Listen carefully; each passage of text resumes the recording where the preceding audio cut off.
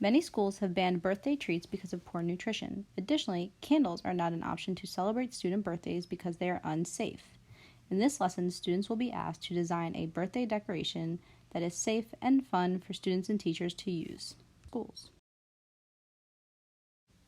I began this activity by imagining what I could use to celebrate a birthday that would involve lights, looking at my provided supplies and my squishy circuits kit.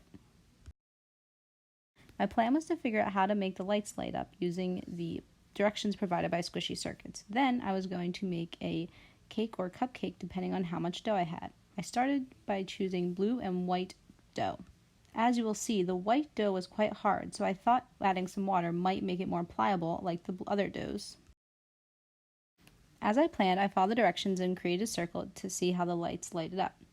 However, there was no light. This is when I realized there was no batteries. So I inserted some batteries, but still there was no light. As I played around with things, I looked back and realized the white dough was an insulating dough. This would be a great place for students to realize the difference between the two and how the circuit truly works. When I did swap out the insulating dough for a conductive dough, there was light, nice and bright. I then took my knowledge of how to create the circuit and used it to create a birthday cupcake with the dough that I had. As you can see, I used a few different lights, and as I played around with them, the amount of light added to my understanding of the connections of the circuit and how it impacted the amount of light. I think this would be a great introductory activity for students to work in teams and relate to the birthday problem. However, once they have a better understanding of circuits, I would add it to another part of our curriculum. Going on the Squishy Circuit site, they have tons of great ideas on how the lights could be used to develop many different projects. Overall, this task had a yes to all of the following questions. It presented real-world problems that the students could relate to, allowed for multiple acceptable and creative approaches.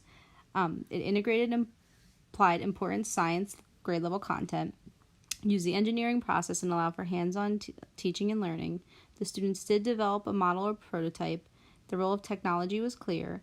They successfully would engage in teamwork, test their solution and evaluate the results, and finally communicate their design of results.